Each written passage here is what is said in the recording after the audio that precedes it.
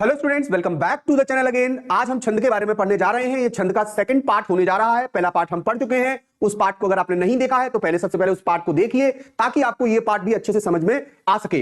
अब आप देखिए, छंद में मैं कल जो पढ़ाया था उसके बारे में थोड़ा सा बताऊंगा। उसके बाद जो हमें आगे के छंद पढ़ने हैं वो हम पढ़ेंगे। और एक और बात, अगर आपको पिछली वाली वीडियो पसंद आई हो तो प्लीज चैनल को सब्सक्राइब करें और वीडियो को लाइक करें, और हाँ, कमेंट करना ना भूलें। चलिए मैं आपको छंद के बारे में पढ़ाता हूं। सबसे पहले जो हमने पढ़ा था उस चीज को एक बार और थोड़ा सा पढ़ के देखते हैं कि छंद किसे कहते हैं। तो बहुत सारे बच्चे छंद में हमेशा कंफ्यूज रहते हैं। तो छंद एक्चुअल में निश्चित यति, गति, लय, तुक, विराम चिन्ह आदि से सुगठित रचना को छंद कहते हैं। वह रचना जिसमें निश्चित मात्राएं हो, निश्चित वर्ण हो, निश्चित जो है निश्चित जगह पर जो है यति लगाई गई हो, निश्चित जगह पर मतलब कोमा लगाया गया और रुका गया हो, तो ये विराम चिन्ह वगैरह सही समय पर लगाए गए हो, तो वो क्या कहलाती है? ऐसी रचना क्या कहलाती है? छंद कहलाती है। तो ध्यान रखना, जिसमें निश्चित यति, गति, लय, तुक, विराम चिन्ह लगे हो वही क्या है? छंद है। ठीक है, ध्यान रखना। अब छंद में मात्राओं का विशेष ख्याल रखा जाता है। छंद दो प्रकार के होते हैं, एक मात्रिक छंद, एक वर्णिक छंद। मैं दोनों ही पढ़ाऊंगा। एक मुक्त छंद भी होता है जिसका प्रारंभ निराला जी ने किया था, हम आगे पढ़ेंगे। लेकिन फिलहाल हम जो मात्रा है उनको देखते हैं। सबसे पहले मात्रा कितने प्रकार की होती है? तो मात्रा दो प्रकार की पढ़ाई थी, कल के वीडियो में आपने देखा होगा। तसल्ली से आप उस वीडियो को पहले वॉच करें, फिर आप इसको देखें। मात्राएं दो प्रकार की होती है, एक लघु मात्रा होती है, इसको एक गिना जाता है, ध्यान रखना। और इसमें कौन कौन से लेटर आते हैं लघु मात्रा में? तो लघु वर्ण के अंतर्गत शामिल किए जाने वाले जो लेटर है वो है आ, ई, उ, ऋषि। मतलब छोटा आ की मात्रा, छोटी ई की मात्रा, छोटा उ की मात्रा और ऋषि की मात्रा। ये क्या है? ये पूरी की पूरी लघु मात्रा में आती हैं, चाहे ये किसी व्यंजन पर लगी हो या ये खुद लेटर दिए हो। इनको एक ही गिनेंगे हम। जैसे का पर लगी, क पे आ की मात्रा है की, छोटी ई की मात्रा कु, छोटा उ की मात्रा क्र, तो इसमें इसकी ऋषि की मात्रा है।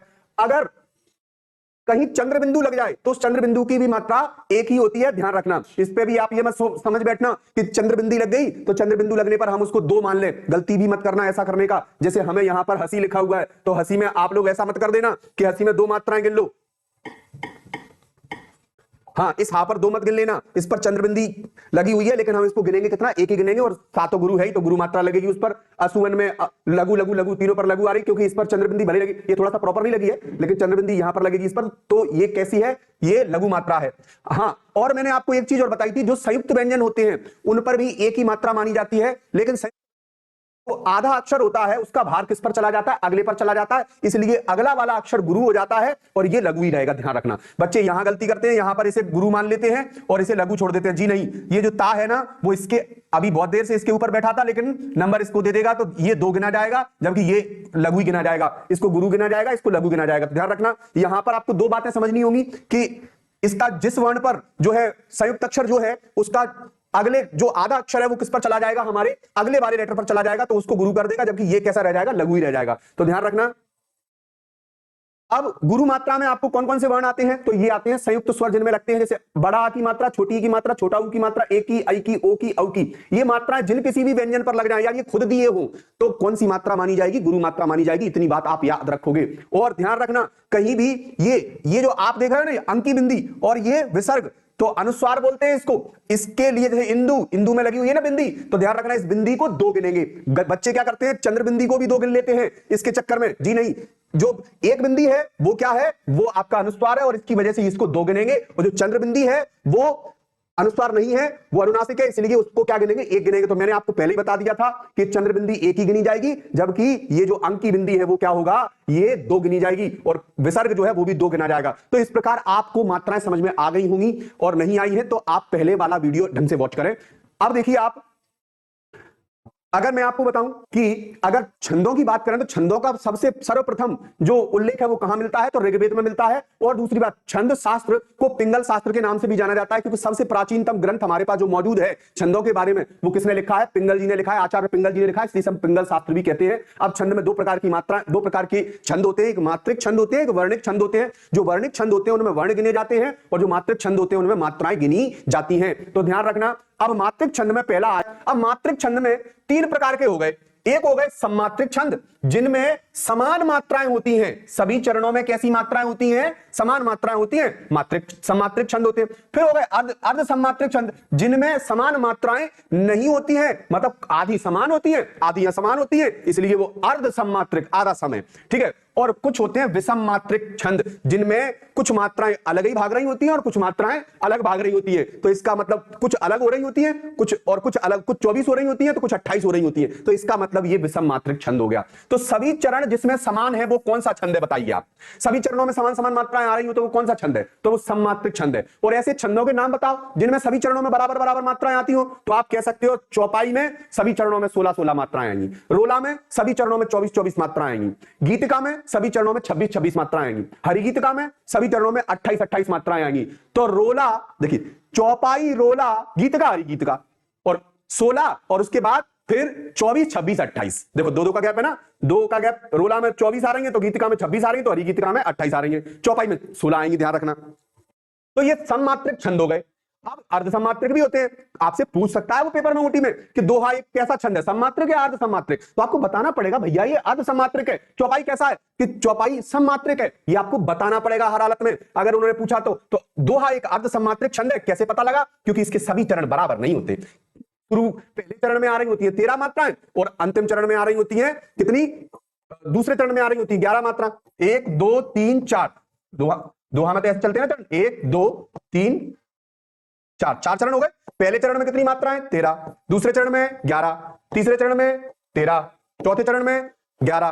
तो आधा आधा मैच कर रहा है। इसका मतलब क्या होगा? सभी चरण आधे आधे मैच कर रहे हैं। दो चरण ये मैच, सम चरणों में तो 13-13 आ रही है, जबकि सम चरणों में 11-11 आ रही है। तो आधा आधा मैच कर रहा है, इसीलिए अर्धसममात्रिक छंद है। कैसा छंद है? अर्धसममात्रिक छंद है। जबकि अच्छा देखिए, दोहा भी अर्धसममात्रिक है और सोरठा तो दोहा का उल्टा है। तो इसका मतलब ये हुआ ये भी अर्धसममात्रिक है। क्यों? क्योंकि ये 13-11 पे चल रहा है चरण को लेके, तो ये 11-13 पे चल रहा है चरण को लेके। और बरवे 12 तो देखिए नाम में बरवे, तो 12 और 7 लेके चल रहा है। और दोहा और सोरठा के लिए मैंने कल आपको ट्रिक बताई थी, कल लास्ट वीडियो जो आपने वॉच किया था, ठीक है। और उल्लाला में 15 और 13 के बिना, तो पहले चरणों में 15 और 13, पहले चरण में 15 फिर 13 फिर 15 फिर 13। तो इसका मतलब ये हो गया कि ये भी एक अर्धसममात्रिक छंद है। अब ऐसे भी छंद हो सकते हैं जिसमें कि कुछ चरणों में मात्राएं कुछ जाएं और कुछ चरणों में मात्राएं कुछ जाएं। पता लगे यहां से यहां तक 24-24 आ रही है सब में और यहां से यहां तक 28-28 आ रही है, इसीलिए ये विषम मात्रिक छंद हो गया। 6 चरण वाले छंद जो है ना, जैसे कुंडलियां और छप्पे, ये विषम मात्रिक छंद हैं। क्यों है भैया विषम मात्रिक छंद? क्योंकि ये खुद से अकेले नहीं बने हैं। इनको बनाने के लिए आपको क्या करना पड़ा है? दो दो उनको मिलाया गया छंदों को, तब जाके ये बने हैं। जैसे अगर कुंडलियां बनानी पड़े आपको, तो कुंडली कैसे बनेगी? पहली बात तो कुंडली में 24-24 मात्राएं होती हैं, लेकिन ये 6 चरण होते हैं इसमें और विषम हो जाते हैं। क्यों हो जाते हैं विषम? इसलिए हो जाते हैं क्योंकि शुरू के जो चरण हैं वो दोहा के हैं और अंतिम जो चरण है वो किसके हैं? रोला के हैं। तो इसलिए कुंडलियां 6 चरण होने हैं और विषम मात्रिक छंद है। कैसा छंद है? विषम मात्रिक छंद है। और छप्पे रोला और उल्लाला से मिलकर बना है, जिसमें प्रथम 4 चरण तो रोला के और अंतिम 2 चरण किसके? उल्लाला के। प्रथम 4 चरणों में 24-24, अंतिम 2 चरणों में 28-28 मात्रा आ रही है। तो ये भी एक कैसा है? विषम मात्रिक छंद है। और समान मात्राएं जो है नहीं चलती हैं हर चरण में, तो इसलिए हम कह सकते हैं, क्या कह सकते हैं कि ये विषम मात्रिक छंद है। तो आप ध्यान रखना, कुछ होते हैं सममात्रिक छंद, कुछ होते हैं अर्धसममात्रिक, कुछ होते हैं विषम मात्रिक, ठीक है। आपको कुंडलियों के बारे में याद रखना है प्रत्येक चरण में 24-24 मात्राएं। लेकिन एक चीज ध्यान रखना है, ये दोहा और रोला से मिलकर बना है। छप्पे किससे बना? रोला और उल्लाला से मिलकर बना है। अब हम रोला और उल्लाला भी पढ़ेंगे, ऐसा नहीं है। अब अतः वार्णिक छंद, वार्णिक छंद में वार्णिक वर्णवृत्त छंद जो है, आपको पता है वार्णिक छंदों में वर्णों की गणना की जाती है। और वार्णिक छंद में गण जरूर ध्यान रखना। वार्णिक छंद, जो वर्णिक छंद होते हैं उनमें गणों का यूज होता है। गण जो होते हैं उनका यूज होता है। गण मैंने आपको लास्ट वीडियो में सिखाए थे, यमाता राजवान सलगा का फॉर्मूला लगा के सिखाए थे या नहीं सिखाए थे, जिसमें आपने सगण बगण नगण तगण जगण मगण सब निकाले थे या नहीं निकाले थे? तो यमाता राजवान सलगा से निकले थे यगण मगण सगण तगण नगण जगण, जो भी है आप अपने हिसाब से सारे आपने बनाए थे। अब बात करते हैं अपन, ये जो मैंने कल पढ़ा दिया था आपको सोरठा के विषय में, मैंने कल क्या पढ़ाया था सोरठा के विषय में? तो सोरठा छंद यह दोहा का उल्टा रूप है। किसका उल्टा रूप है? दोहा का। इसमें विषम चरण जो होते हैं ना, विषम मतलब पहला और तीसरा और चौथा, और ये पहला दूसरा तीसरा चौथा, जो विषम चरण होते हैं पहला और तीसरा, इसमें कितनी मात्राएं होती है? दोहा सोरठा है भैया 11 लेके चलेगा, शुरू में 11 लेके चलेगा और अंतिम में क्या लेके चलेगा? 13-13 लेके चलेगा। कहीं यहां दोहा होता तो क्या करके चलता? दोहा ऐसे लेके चलता, 13 पहले लेके चलता, फिर 11 लेता, फिर 13 लेता, फिर 11 लेता, अगर दोहा होता तो। कल मैंने आपको सिखाया था, इसकी ट्रिक भी बताई थी आपको। बाकी इसका उदाहरण आपको पता ही है। दोहा बस सोरठा क्या है? सोरठा यह दोहा का उल्टा रूप है। इसमें विषम चरणों में प्रथम और तृतीय चरणों में 11 मात्राएं तथा सम चरणों मतलब द्वितीय और चतुर्थ चरणों में 13 मात्राएं होती हैं, कुल 24 मात्राएं होती हैं। और सोरठा एक अर्ध सम्मात्रिक छंद है। कैसा छंद है? अर्ध सम्मात्रिक छंद है, जैसा कि इसमें लिखा हुआ है दोहा सोरठा बरवे उल्लाला, ये अर्ध सम्मात्रिक है क्योंकि सारे चरण की मात्रा मैच नहीं कर रही ना। अब इसका उदाहरण भी मैंने आपको करा दिया था कल कि और मात्रा कैसे लगेंगी? अ ई उ और ऋषि, ऋषि की मात्रा आपने ये मात्राएं बनाई थी, ये एक गिनी जाएंगी, बाकी सारी किसमें जाएंगी? और चंद्रबिंदी भी एक में ही जाएगी, बाकी सारी किसमें जाएंगी? गुरु में जाएंगी। ध्यान रखना, आपको मैंने कल सिखाई थी, आप तरीके से वीडियो को वॉच करें, समझ में आएंगी। फिलहाल अब देखिए एक एक एक एक दो गुरु आएगी ना इस पर, फिर एक एक एक दो एक एक एक एक एक एक दो एक एक एक एक एक। और ध्यान रखना जो सोरठा होगा ना, सोरठा में यहां पर तुक होगी इस जगह पर, ठीक है। मात्रा गिनते हैं सोरठा में 11 मात्रा हो जानी चाहिए तुक के इधर, 1 2 3 4 5 6 7 8 9 10 11 हो गई तुक के इधर 11। तो इधर कितनी होंगी? 13 होंगी। ऐसे इधर भी 11 होंगी, इधर भी 13 होंगी। लो सोरठा छंद बन गया। जबकि दोहा में इधर तुक मिलेगी और 11 13 बन रही है, लेकिन दोहा में 13 11 बनेगी। कितनी बनेगी? 13 11। ये मैं आपको कल बता चुका था, आपको उदाहरण भी याद होगा ये वाला। अब दोहा में हमने ये वाला उदाहरण पढ़ा था, पवन तनय संकट हरन मंगल मूरत रूप राम लखन सीता सहित हृदय बसऊं सुरभूप। तो ये कौन सा है? ये दोहा छंद का है। और इसमें मात्राएं अगर आप, ये सोरठा का उल्टा रूप है एक तरीके से, और इसमें भी मात्राएं, जो दोहा है वो 13 11 मात्राएं चलाएगा। क्या चलाएगा? 13 11 लगा के दिखा देता हूं। 1 2 3 4 5 6 7 8, ये जो बिंदी लगी हुई है अनुसार इसके दो गिने जाएंगे। 1 2 1 2 1 गिन लो, 13 हो गई होंगी। 2 1 1 2 1 1 2 1 11 हो गई होंगी। 1 2 3 4 5 6 7 8 9 10 11 12 13 13 इधर हो गई, 11 इधर हो जाएंगी। 1 2 3 4 5 6 7 8 9 10 11 11 इधर हो गई। लो ये हो गया हमारा दोहा। अब हम चलते हैं, यहां तक तो हम कल पढ़ ही चुके थे, अब हम चलते हैं चौपाई पर। यहां से आप थोड़ा तरीके से समझना, क्योंकि अब तक मैं जो पढ़ा रहा था वो मैं आपको कल पढ़ा चुका था। अब देखिए आप चौपाई पर, चौपाई समझिए आप। चौपाई एक सममात्रिक छंद है। कैसा छंद है? कि मात्रिक सम छंद है जिसमें प्रत्येक चरण में 16-16 मात्राएं होती है, जैसा कि मैं भी ऊपर आपको बता के लाया हूं। आपको मैंने बताया या नहीं बताया कि चौपाई एक सममात्रिक छंद है जिसके प्रत्येक चरण में 16-16 मात्राएं होती है। मैं आपको गिन के भी दिखा देता हूं, आपको गिन के समझ में आ जाएगी कि हां सर रियल में 1 2, लेकिन मात्राएं लगाना पहले जरूर सीख लीजिए आप। 1 2 1 2 1 2 1 1 1 2 1 1 गिनिए।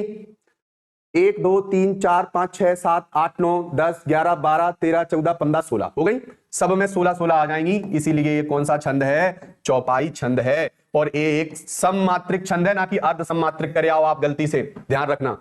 आगे देखिए इसके उदाहरण, जय हनुमान ज्ञान गुण सागर जय कपीस लोक उजागर रामदूत अतुलित बलधामा अंजलि पुत्र पवन सुतनामा। ये आपको याद होगा ना, यही लिखे आना, ठीक है। नंबर पक्के हैं आपके। या फिर वो नहीं लिखना हो तो ये लिख देना, महावीर विक्रम बजरंगी कुमति निवार सुमत के संगी कंचन वरन विराज सुबेसा कानन कुंडल कुंचित केसा। और ये नहीं लिखना तो ये लिख दो, हाथ वज्र ध्वजा विराजे कांधे मुझ जनेऊ साजे शंकर स्वयं केसरी नंदन तेज प्रताप महाजगवंदन। और ये नहीं लिखना तो फिर ये वाला लिख दीजिए रोला छंद। अब रोला छंद में रोला का लिखा जाएगा, आप तो चले ही जा रहे हो। अब देखिए मैं रोला को समझाता हूं आपको, रोला को समझिए। हाँ आजकल तो रोला चल रहा है भैया। ये देखिए रोला छंद, देखिए आप रोला की शॉर्ट डेफिनेशन में आपको दूं, देखना। पहली बात तो रोला एक सममात्रिक छंद है। कैसा? सममात्रिक छंद है। कैसा छंद है? मात्राएं गिनते ना पर इसमें, तो एक पहली बात तो ये कैसा छंद है? मात्रिक। मात्रिक में भी कैसा? सममात्रिक। क्यों?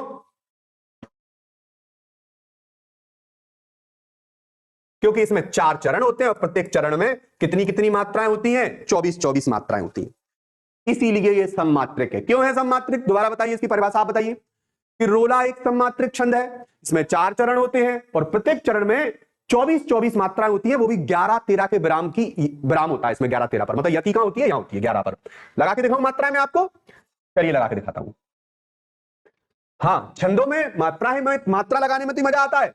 देखिए गुरु मात्रा है, गुरु मात्रा है, और ये मां गया भाड़ में। क्यों गया भाड़ में? क्योंकि ये आगे इस पर मात्रा दे सकता था, लेकिन वो पहले से ही गुरु है, तो वो कहेगा भैया मैं पहले से वजनदार हूं, तेरे वजन की मुझे जरूरत नहीं है, और बा अपने आप से हटाई देगा इसका वजन, तो अब आधे माह का, वैसे आधा माह इस पर पहुंच जाता अगर ये लघु होता तो। अब बाकी एक आएगी और राखी एक आएगी, परिधान 11 हो गई होंगी, गिन लो, 2 2 4 2 6 2 8 2 10 और 11 हो गई, और इधर 13 होंगी, क्योंकि 11 13 के बराबर कितनी मात्राएं होती है रोला में?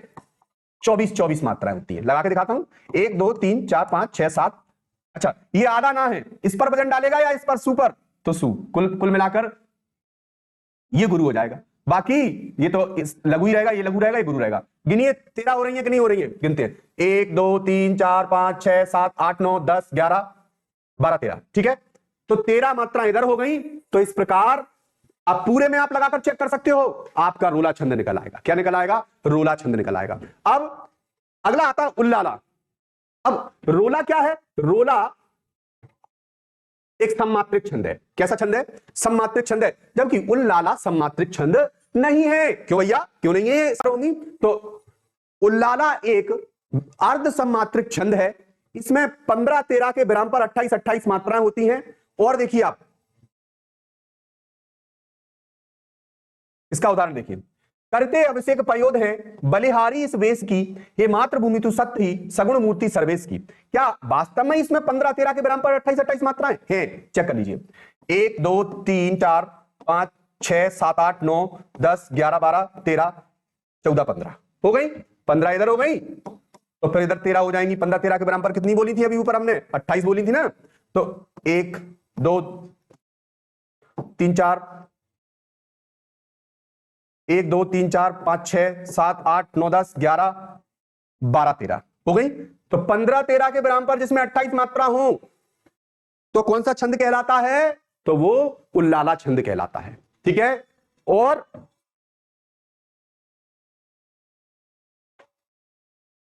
दो पंक्तियों को देखकर ये मत समझ बैठना, जैसे दोहा में 4 चरण होते हैं वैसे इसमें भी 4 चरण होते हैं। अब आता है छप्पे।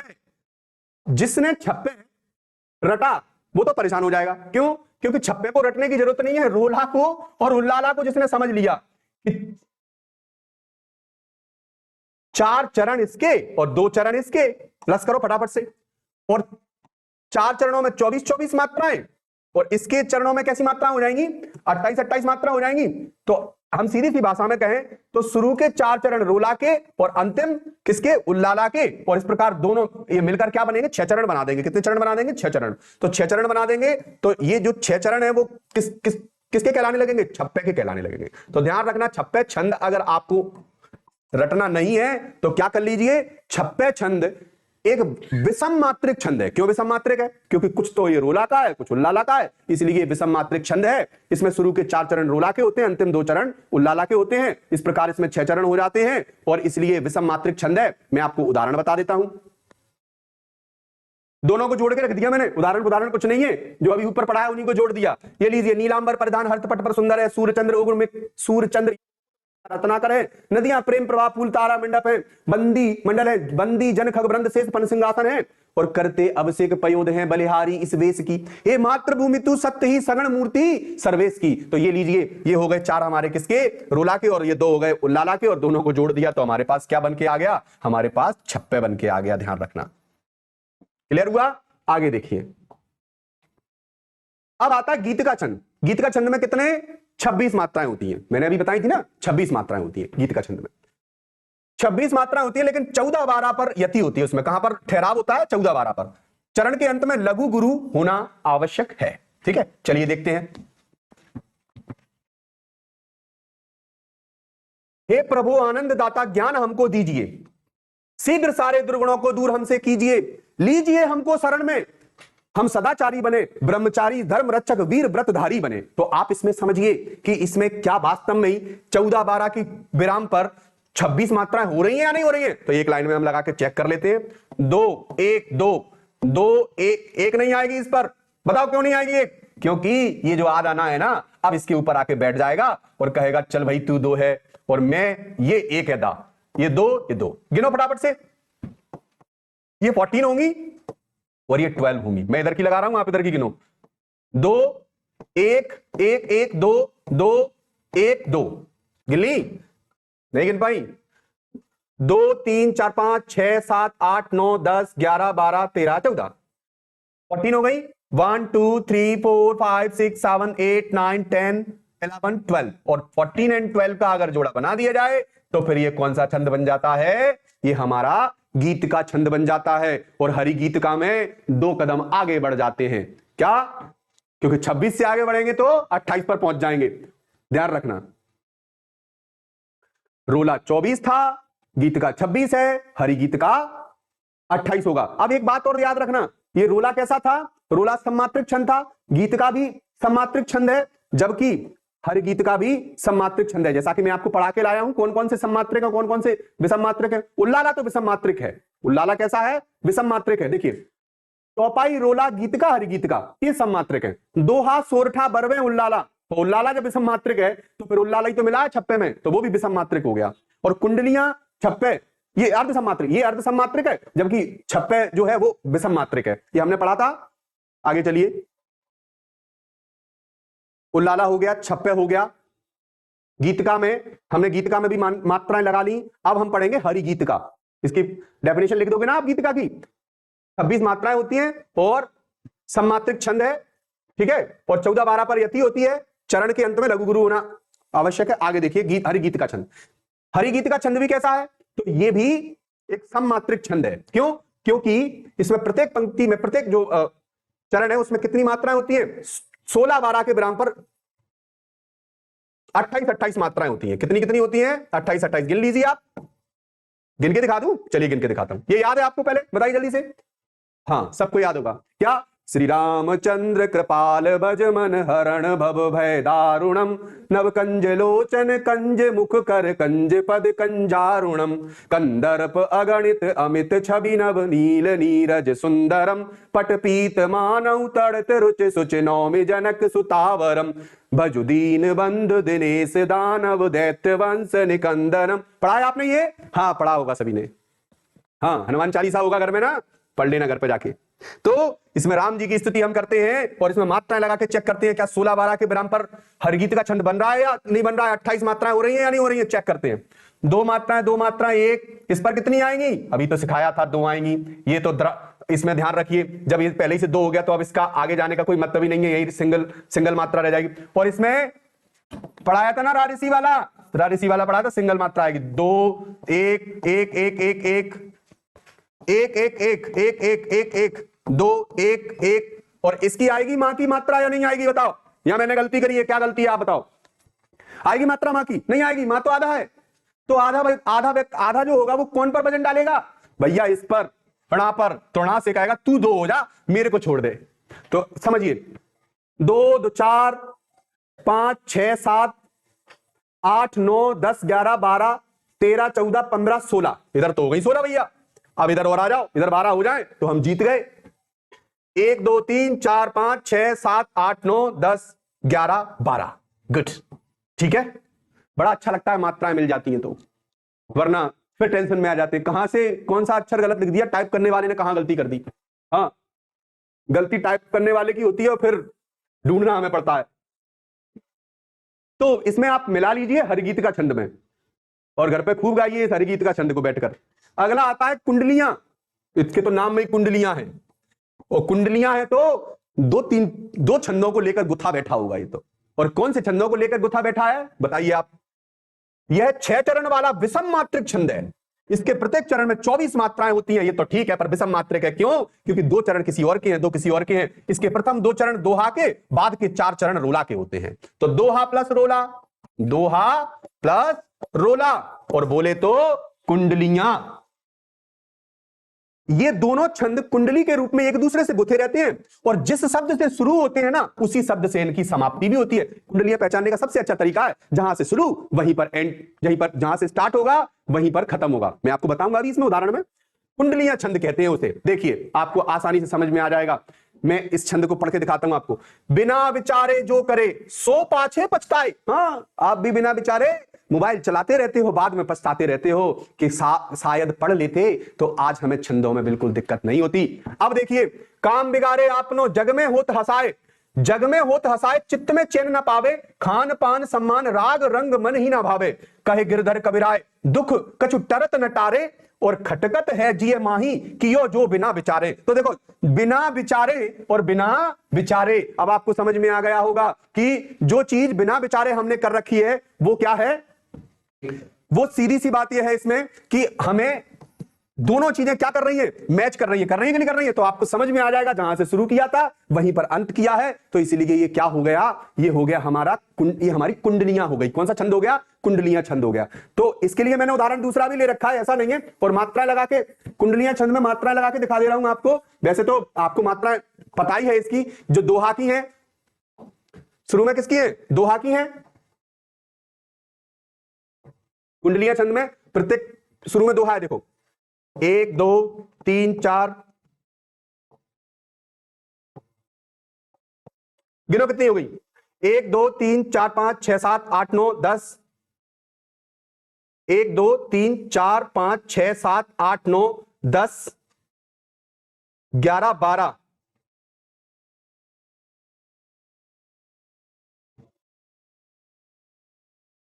एक मात्रा, दो मात्रा, एक मात्रा, दो मात्रा, दो मात्रा, दो मात्रा, एक मात्रा, दो मात्रा, 1 2 3 4 5 6 7 8 9 10 11 12 13, 13 मात्रा इधर हो गई। और अगली कितनी होंगी, 11 होंगी। तभी तो ये दोहा छंद है ना, क्योंकि दोहा प्लस रोला से मिलकर बना है। तो शुरू के तो अब आगे किसके होंगे, रोला के होंगे। कुंडलियां किससे बनती है, दोहा प्लस रोला से बनती है ना। ये देखिए, दोहा प्लस रोला से बनती है। तो रोला की और देख लीजिए फटाफट से, रोला में क्या आती है, इसमें दोहा में 13 11 आती है, और रोला में क्या आती है, रोला में देखिए 1 2 3 4 5 6 7 8 9 10 11, रोला में 11 और 13 आती है। तो 13 11 और 11 13, तो रोला और उल्लाला से मिलकर जो छंद बनता है, रोला दोहा और रोला से मिलकर जो छंद बनता है वो क्या कहलाता है, हमारा कुंडलियां कहलाता है। पहले दो दोहा रहे, वो नहीं, पहले दो दोहा रहे, रोला अंतिम 4। पहले शुरू के दो क्या रहेंगे, दोहा रहेंगे, और अंतिम क्या रहेंगे, रोला रहेंगे। रहे जहां 24 कला कुंडलियां का सार, ठीक है, वही कुंडलियां कहलाती हैं। तो जहां पर 24 मात्राएं आ रही हो तो वही क्या कहलाती हैं, कुंडलियां कहलाती हैं। इस दोहे में आपको कुंडलियों के बारे में पूरी कुंडलियों की परिभाषा तो उन्होंने इसमें परोदी देखी उदाहरण में। कैसे, पहले दोहा रहे, रोला अंतिम 4। पहले शुरू में दो दोहा रहेंगे, अंतिम 4 रोला रहेंगे। जहां 24 कला कुंडलियों का सार, ठीक है, कुंडलियों का सार चरण 6 जहां विराजे। कितने चरण हो जाएंगे, 4, दो दोहा के हो गए, 4 उसके हो गए, 6 हो गए। तो चरण 6 जहां विराजे, दोहा अंतिम पाद सुरोला आधि छाजे, और पर सब ही के अंत शब्द और उसके जो अंतिम शब्द होते हैं वो क्या कर जाए, वही दोहरा ले, मतलब मैच कर जाएं। जैसे देखिए, पहले और पहले मैच कर गया कि नहीं कर गया। तो इसका मतलब हो गया, ये कौन सा हो गया, कुंडलियां छंद हो गया। पर सभी के अंत शब्द वही ही दोहरा ले, दोहा का प्रारंभ हुआ जिससे पहले। तो ध्यान रखना, ये तो खैर उन्होंने बनाया है इस तरीके। अब हम कवित्त छंद देखेंगे। तो कवित्त छंद एक वार्णिक छंद है जिसमें 16-15 के विराम पर प्रत्येक चरण में 31 वर्ण होते हैं। कौन सा छंद कहलाता है, कवित्त छंद कहलाता है। परिभाषा देखते हैं, यह एक वार्णिक छंद है, इसमें 4 चरण होते हैं। कितने चरण होते हैं, 4 चरण होते हैं, और प्रत्येक चरण में 31 वर्ण होते हैं, और 16-15 वर्णों के विराम पर क्या होती है, यति होती है, मतलब ठहराव होता है। हर चरण का अंतिम वर्ण गुरु वर्ण होता है। तो वार्णिक छंद की आपको क्या परिभाषा याद हुई, यहां पर जो कवित्त है उसकी क्या परिभाषा याद हुई, कि कवित्त एक वार्णिक छंद है, इसमें 4 चरण होते हैं, और 16-15 के विराम पर क्या होता है, यति होती है। 16 यति, फिर 15, और प्रत्येक चरण में कुल कितने वर्ण होते हैं, 31 वर्ण होते हैं। तो वह कवित्त छंद कहलाता है। कवित्त के भी आगे 3 टाइप होते हैं, जैसे मनहरण कवित्त है, लेकिन हमें इतना नहीं पढ़ना डेप्थ में, हमें केवल और केवल यही पढ़ना है कि कवित्त छंद किसे कहते हैं, और उदाहरण से समझाइए। तो मैं इसका उदाहरण आपको पढ़ के समझाता हूं। 31 वर्ण होने चाहिए, पहली बात तो इसमें कितने वर्ण होने चाहिए, 31 वर्ण होने चाहिए। 1 2 3 4 5 6 7 8 9 10, आधा नहीं गिनना, 11 12 13 14 15 16 हो गए इधर, तो इधर 15 होंगे। 16-15 के विराम पर 31 वर्ण होंगे। 1 2 3 4 5 6 7 8 9 10 11 12 13 14 15, ठीक है। तो इस प्रकार 16-15 के विराम पर कितने कितने वर्ण हो गए, 31 वर्ण प्रत्येक चरण में हो गए। तो ये कौन सा छंद बन गया, हमारा कवित्त छंद बन गया। हम इस छंद का उदाहरण पढ़ते हैं और समझते भी हैं कि उसका मतलब क्या है, ठीक है।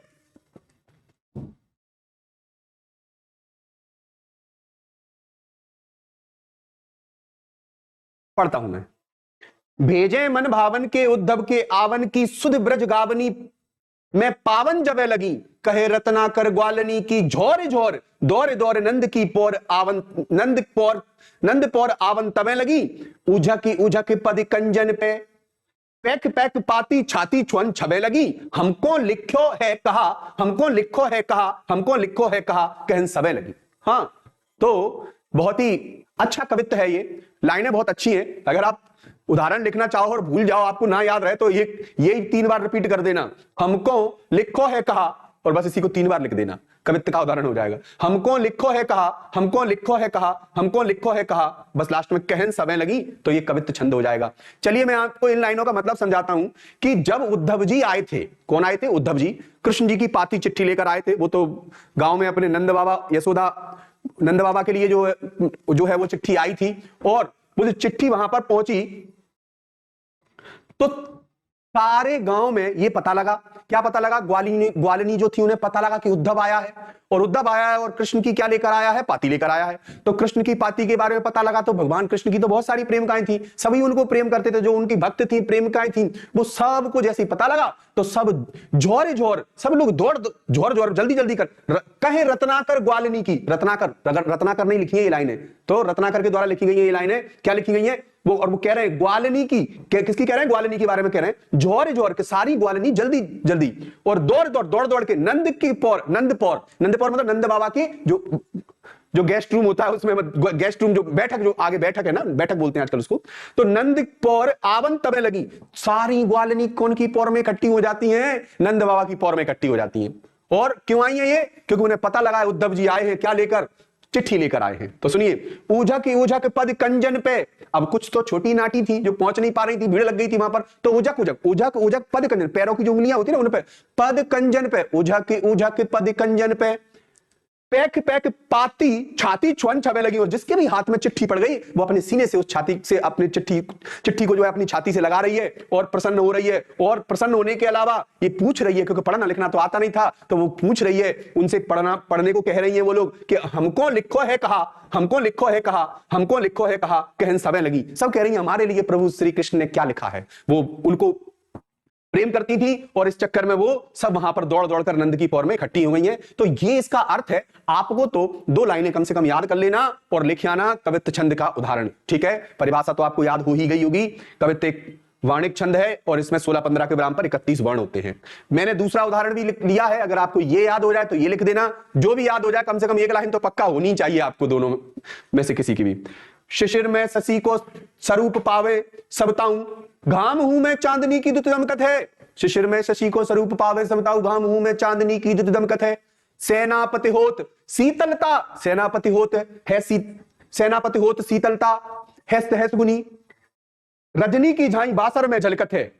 चाहत चकोर सूर और द्रग छोर कर चकवा की छाती तज धीर दस्कत है। चंद के भरम होत मोद है कुमुदनी को, शशि शंख पंकजनी फूल ना सकत है, फूल ना सकत है। तो सीधी सी बात यह है कि यहां पर भी कौन सा छंद है? यहां पर भी कवित्व छंद है। कैसे पता लगा? ऐसे पता लगा कि सभी चरणों में 31 वर्ण होंगे 16-15 के विराम पर। तो देखिए, और बाकी आपको 1 लाइन याद कर लेना कि शिशिर में शशि को स्वरूप पावे सबताऊं और घाम हूं मैं चांदनी की दुति दमकत है। ये लाइनों का अर्थ मैं आपको एक बार बता दे रहा हूं कि जब शरद शिशिर ऋतु आती है ना, तो शिशिर ऋतु में होता क्या है, इतनी ठंड पड़ रही होती है कि उस समय सूर्य भी चांद के जैसा लगने लगता है। और उस समय सेनापति के द्वारा लिखी गई लाइन है, सेनापति जी ने वर्णन किया है इनका, होत शीतलता है सहज गुनी, और ठंडक 100 गुना बढ़ जाती है ऐसे इस समय में, इस ऋतु में।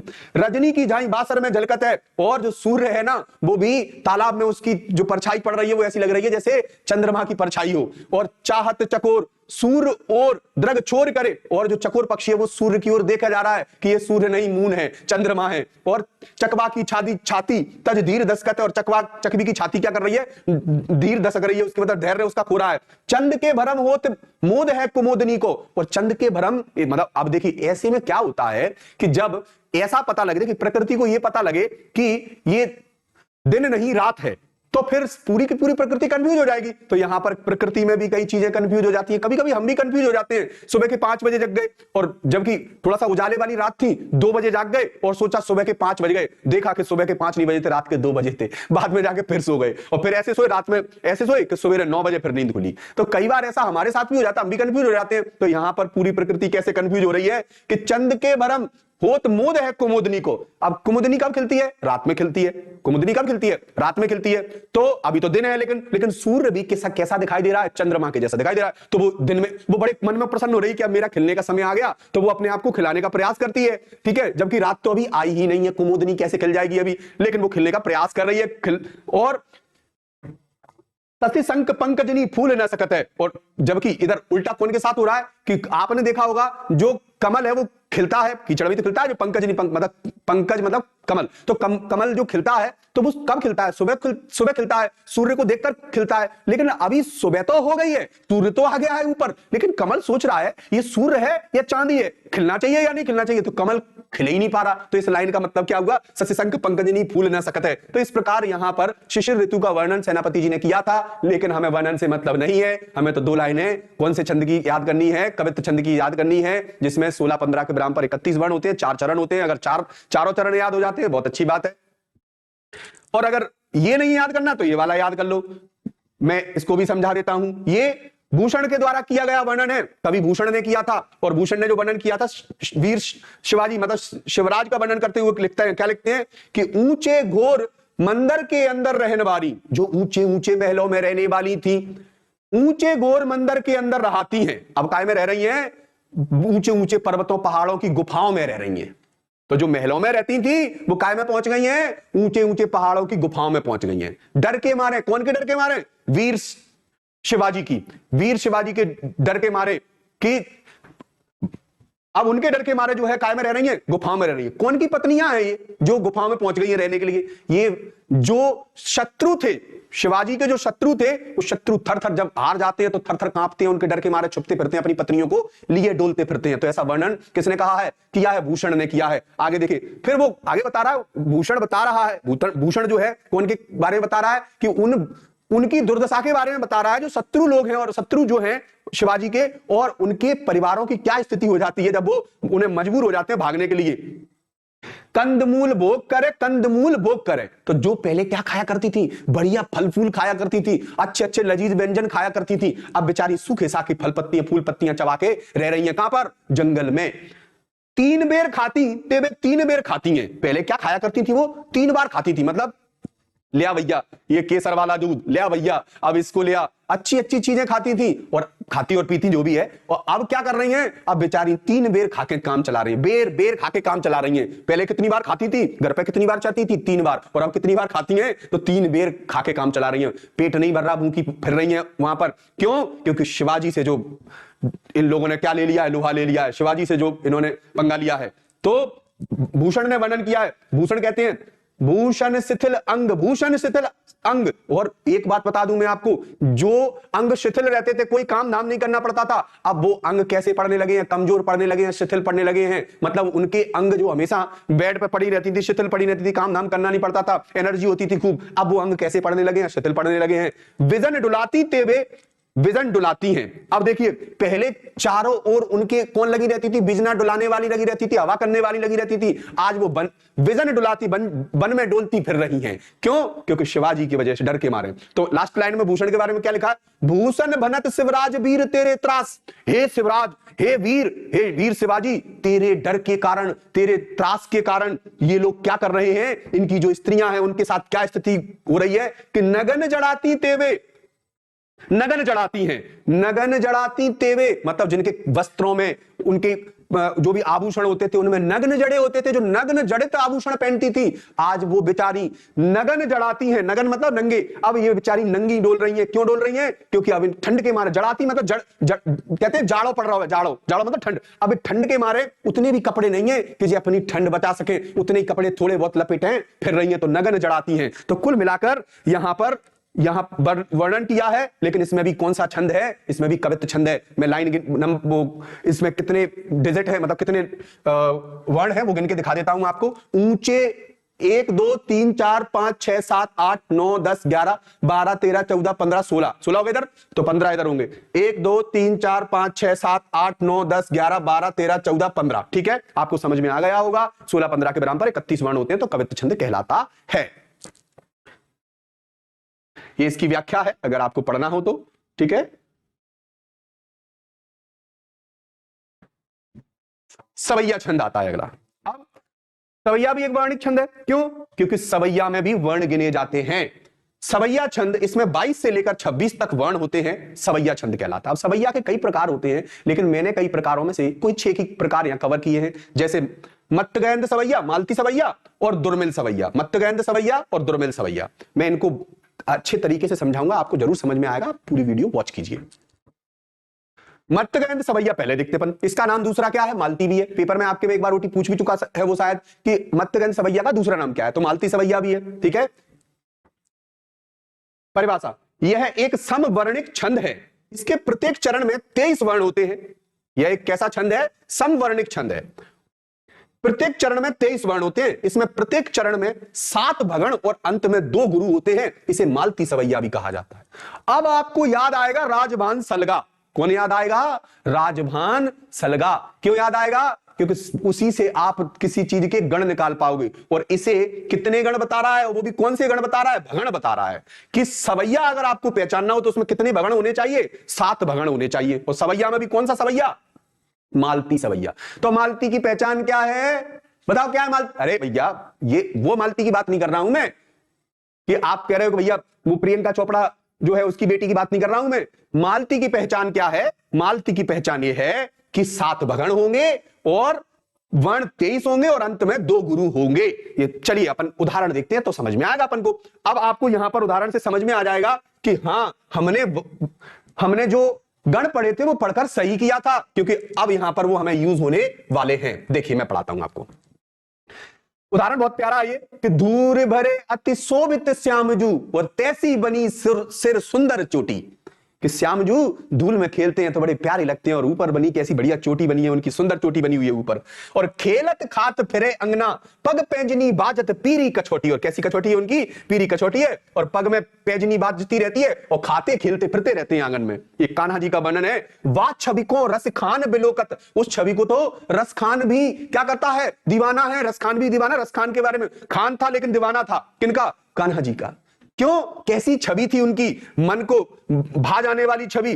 कि वाह छवि को रस खान बिलोकत, भारत काम कला निधि कोटि। और काग के भाग बड़े बड़े सजनी, हरि हाथ सो ले गए माखन रोटी। और सबसे बड़े भाग तो कौन के हैं? जो झूठी रोटी कौन की खा रहा है? कि भैया साक्षात ईश्वर की झूठी रोटी खा रहा है। वो कौआ जो क्या करके ले गया? कान्हा जी के हाथ से रोटी छीन के ले गया। तो बड़े भाग हैं भैया काग के, कि कौन का भोग मिल गया उसे खाने के लिए? तो कान्हा जी का भोग मिल गया खाने के लिए। तो देखिए, काग के भाग बड़े हैं बड़े सजनी, हरि हाथ से ले गए माखन रोटी। मैं इन लाइनों को आपको बताता हूं इसमें भगण है या नहीं। चलिए, भगड़ का ऐसे पता लगते हैं तो पहले मात्रा लगानी पड़ेगी, तब भगड़ निकल कर आएंगे। लगाते हैं मात्राएं। अब आपको सर ये तो वार्णिक छंद है, तो वार्णिक में 23 वर्ण गिन लो। 1 2 3 4 5 6 7 8 9 10, आधा नहीं गिनना, 10 11 12 13 14 15 16 17 18 19 20 21 22 23 वर्ण हो गए। 23 वर्ण हो गए। एक बात तो तय हो गई कि ये सवैया छंद है, पर अब मालती सवैया है या नहीं, मत्तगंध सवैया है या नहीं, तो वो कंफर्म करते हैं अपन। कितने भगण, कितने भगण बोल रहा है? 7 भगण बोल रहा है। तो पहले तो भगण का फॉर्मूला क्या होता? या माता राजभान सलगा पढ़ा था आप लोगों ने? या माता राजभान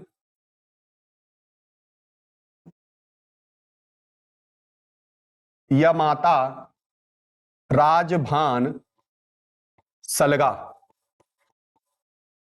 यही पढ़ा था ना आपने। हमें क्या चाहिए? भगण। क्या चाहिए? भगण। भगण मतलब यहां से हमें भाषे चाहिए, भाषे ही तो मिलेंगे भगण।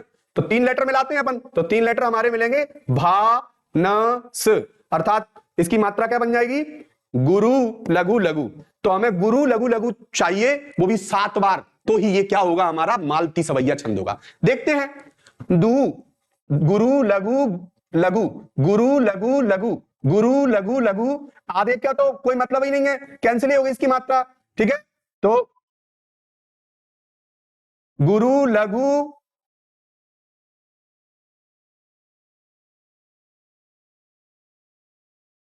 गुरु लघु, और ये जू इधर से है, श्याम जू लघु, गुरु, और ये इधर से है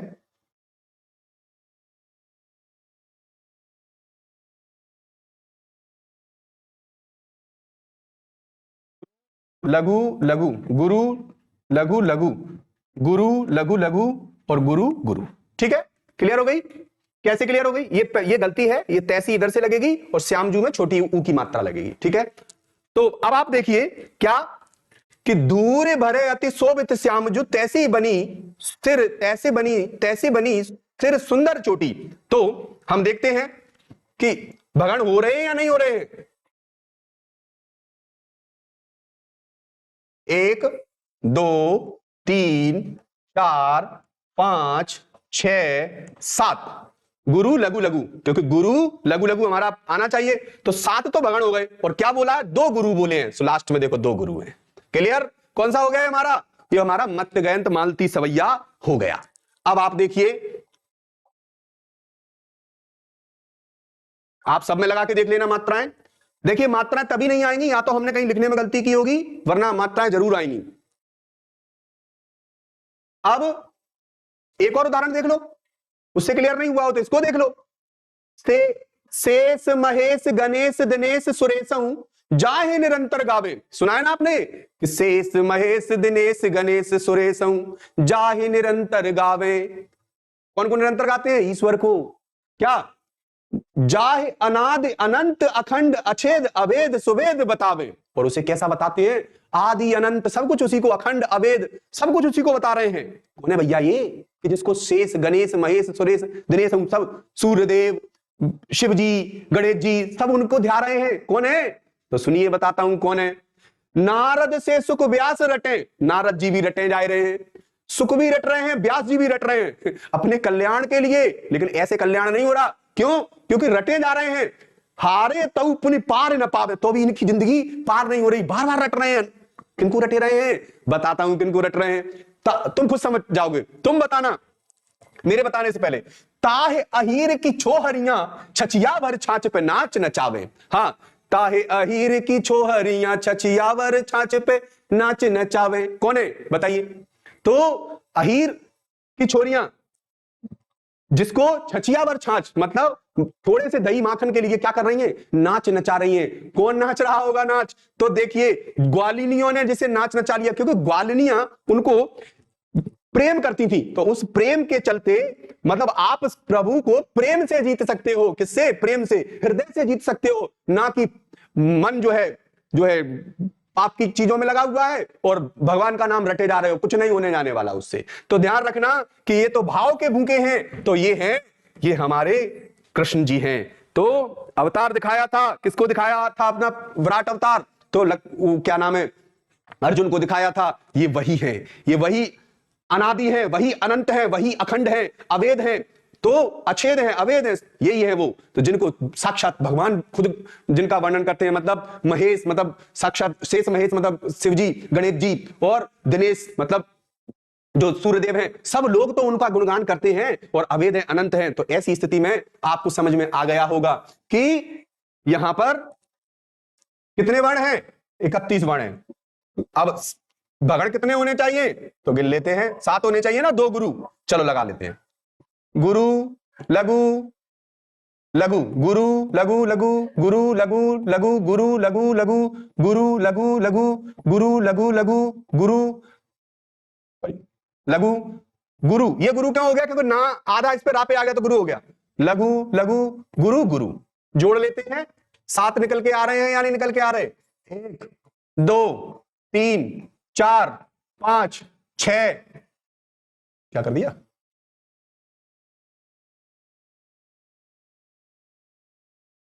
गुरु लघु लघु, गुरु गुरु, और 7। ठीक है, और 2 गुरु वर्ण।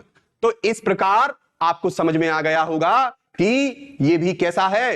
ये भी हमारा मालती सवैया छंद है। कौन सा? मालती। ठीक है, अगला आता है दुर्मिल सवैया छंद। कौन सा छंद? दुर्मिल सवैया छंद। दुर्मिल सवैया छंद में क्या है परिभाषा देखिए, इसमें 4 चरण होते हैं, प्रत्येक चरण में 24 वर्ण होंगे। कितने वर्ण होंगे? इसे चंद्रकला भी कहते हैं, दुर्मिल को ही क्या कहते हैं? चंद्रकला भी कहते हैं। हां, और यह वर्ण वर्णिक वृत्त छंद है, मतलब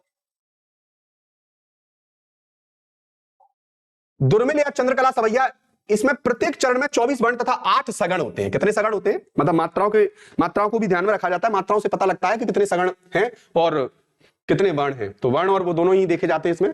मैं इसका उदाहरण पढ़ता हूं आपको।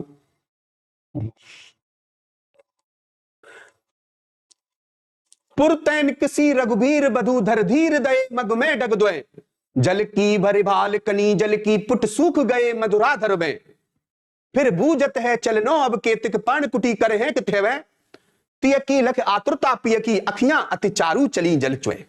मैं आपको बताऊं, जब प्रभु श्री राम वन के लिए निकल रहे थे, जब उनका वनगमन हो रहा था, तो जब वो वनवास जा रहे थे ना, तो वनवास जाते समय जब वो घर से निकल रहे थे तो उनके साथ कौन निकली थी? सीता मैया निकली थी। अब सीता मैया ने तो भैया महलों में रही थी, तो उन्हें तो पता नहीं था कितना कितना दूर चलना होगा, कितने कष्ट हैं, वनों के कष्टों के बारे में उन्हें तो पता नहीं था। तो वो पूरे धैर्य के साथ मार्ग में 2 डग रखती हैं, और 2 डग द्वय मतलब थोड़ा सा ही चलती हैं, और चलने के बाद पुरते मतलब घर से निकलती हैं। रघुबीर बधु मतलब सीता मैया जो राम जी की पत्नी है वो निकलती हैं, और जब निकलती हैं तो आगे थोड़ी दूरी चल के पूछती हैं, झलकी भरभाल कनी जल की, तो उनके माथे पर पसीना आ गया। भाल मतलब माथा। पुट सूख गए मधुराधर में, और उनके जो होंठ है वो सूखने लगे प्यास के कारण। फिर बूझत है चलनो अब केतिक, और प्रभु श्री राम से पूछती है कितना और चलना है? तो प्रभु श्री राम जब उनकी इस दशा को देखते हैं तो और क्या पूछ रहे हैं? पर्ण कुटी करे हो किथवे, और कहां पर अपनी झोपड़ी बनाओगे? तो ये सब बातें सुनकर अभी तो शुरुआत ही नहीं हुई जाने की, तो प्रभु श्री राम को बड़ा बहुत दुख हो रहा है कि तिय की लखी आतुरता पिय की। जब उन्होंने अपनी मतलब सीता मैया की आंखों में इतनी आतुरता लखी, तो बहुत ज्यादा ये आतुरता देखकर अखियां अति चारू चली जल चुए, तो प्रभु श्री राम की आंखों से क्या बहने लगे? आंसू बहने लगे। तो आपको तो केवल उदाहरण करना है कि ये भैया उदाहरण कौन से छंद का है, तो ये दुर्मिल सवैया छंद का है। किसका है? इसे चंद्रकला भी कहते हैं। कौन सा कहते हैं? चंद्रकला। याद हो गया आपको? पुरतैनिक सी रघुबीर बधु धर धीर डये मग में डग द्वय। तो ये आपको लाइनें याद होनी चाहिए अच्छे से। अगला आता है मालिनी छंद। कौन सा छंद? मालिनी। मुझे लग रहा है आज तो ये आपको सारे छंद पढ़ा के रहेंगे। मालिनी एक समवर्ण वृत्त छंद है। इसके प्रत्येक चरण में 15 वर्ण होते हैं। कितने वर्ण होते हैं? 15। और जो इस प्रकार होते हैं कि नगण नगण मगण यगण यगण ऐसे होते हैं। पहला वाला नगण बनेगा, दूसरा वाला नगण मगण यगण यगण, अर्थात 2 नगण 1 मगण और 2 यगण के क्रम से इस छंद में 8वें और 7वें वर्णों पर यति होती है। जहां 8 और 7 वर्ण होते हैं वहीं यति होती है। और इसमें 24 वर्ण थे, 8 सगण थे। मैंने इसके सगण गिन के नहीं दिखाया आपको, गिन के दिखा देता हूं। और सगण होंगे इसमें, एक बार मैं इसके और गिन देता हूं आपको। सगण कैसे होते हैं? तो यमाता राजभान स ल गा, स ल गा, तो यहीं पर सगण बनेगा। सगण कैसे बनेगा? लघु लघु गुरु से बनेगा। सगण बनाते हैं लघु लघु गुरु, लघु लघु गुरु, लघु लघु गुरु, लघु लघु गुरु, लघु लघु गुरु, लघु लघु गुरु, लघु लघु गुरु, लघु लघु गुरु। हाँ, तो इसमें क्या हो रहा है? 1 सगण, 2 सगण, 3 4 5 6 7 8। वेरी गुड, 8 सगण हो गए। तो अब मुझे कोई दिक्कत नहीं है। ये मेरा कौन सा छंद हो गया? तो ये मेरा दुर्मिल छंद हो गया। कौन सा छंद हो गया? दुर्मिल छंद हो गया, क्योंकि इसमें 8 सगण होते हैं और 24 वर्ण होते हैं। वर्ण और गिन के दिखा दूं एक बार? लो वर्ण और गिन लो। 1 2 3 4 5 6 7 8 9 10 11 12 13 14 15 16 17 18 19 20 21 22 23 24। आधे को मत गिनना। चलिए मालिनी छंद और पढ़ा देता हूं। इसमें 15 वर्ण होते हैं, तो पहले डायरेक्ट वर्ण ही गिन लो आप। 1 2 3 4 5 6 7 8 9 10 11 12 13 14 15 हो गए 15 वर्ण। 8 इधर हो गए होंगे, 7 इधर हो गए होंगे, क्योंकि और गिन लेते हैं हम। 8वें और 7वें वर्ण पर जो है यति होती है ना, तो मात्राएं लगा लेते हैं। क्या इसमें नगण नगण मगण यगण यगण हो रहे हैं या नहीं हो रहे हैं? तो पहले तो नगण नगण यमाता राजभान सलगा। फॉर्मूला बहुत जरूरी है। यमाता राजभान सलगा, मुझे चाहिए नगण मगण यगण। तो यगण तो यमाता से निकल आएगा, तो यगण के लिए निकलेगा लघु गुरु गुरु, ठीक है। और फिर निकलेगा यगण निकल आया हमारा। अब हमारा मगण किससे निकल आएगा? मगण निकल आएगा हमारा मां से, तो गुरु गुरु गुरु, मगण गुरु गुरु गुरु निकल आएगा। और नगण किससे निकल आएगा? नगण इससे निकल आएगा नसल से, लघु लघु लघु। तो हमारे पास तीनों है, ये हमारा यगण है, ये हमारा मगण है, और ये हमारा नगण है। या म ना, यही तो चाहिए अपन को। चलो ठीक है, बनाते हैं। लघु लघु लघु लघु,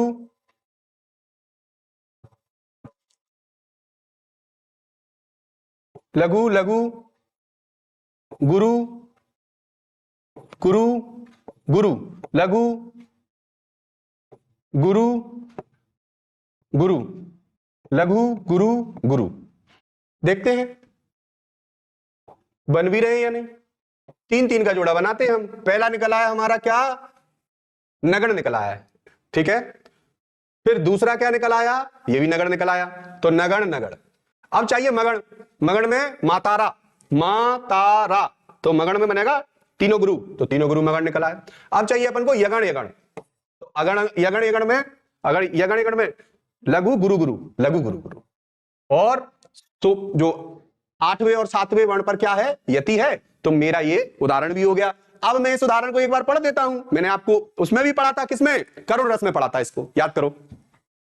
और करुण रस में जब पढ़ा था तो प्रिय पति वह मेरा प्राण प्यारा कहां है, जल निधि में, जल निधि निमग्ना का सहारा कहां है, अब तक जिसको मैं देख के जी सकी हूं वह हृदय हमारा नैन तारा कहां है। तो आपने ये याद कर लिया था कि करुण रस में भी था और इसमें भी है, ठीक है। इसमें प्रत्येक चरण में 15 वर्ण होते हैं। 8वें और 7वें वर्णों पर यति का प्रयोग होता है। यह छंद सम वर्ण वृत्त है, यानी प्रत्येक चरण में वर्णों की संख्या समान होती है, ध्यान रखना। सभी में बराबर बराबर वर्ण है, तो इसीलिए 15-15 वर्ण है सब में, सम वर्ण वृत्त छंद है। और ये हम आखिरी छंद पढ़ने जा रहे हैं, फिर छंद की वीडियो हमारी समाप्त होती है यहीं पर। फिर आप कहोगे उस छंद को मैं पर्टिकुलर आपको समझा दूंगा, आप कमेंट करके कहोगे तो। हाल फिलहाल हमारा ये छंद है। रुबाइयां छंद की परिभाषा दीजिए, परिभाषा सहित हम रुबाइयां छंद को समझते हैं। वैसे रुबाइयां छंद जो है मिसरे में लिखा जाता है, और ये उर्दू की कृति है, उर्दू से ये बनती है। रुबाई छंद यह एक फारसी और उर्दू का एक विशिष्ट छंद है। इसमें 4 समवृत्त चरण होते हैं, ठीक है। पहला, दूसरा और चौथा चरण समतुकांत होते हैं, मतलब पहला, दूसरा और चौथा चरण बराबर एक जैसी तुक के होते हैं, ला ला ला। लेकिन जबकि तीसरा चरण भिन्न तुकांत होता है, तो देखिए तीसरा चरण ये रहा, ये अलग है, तो यही क्या हो गया? हमारा रुबाइयां छंद हो गया।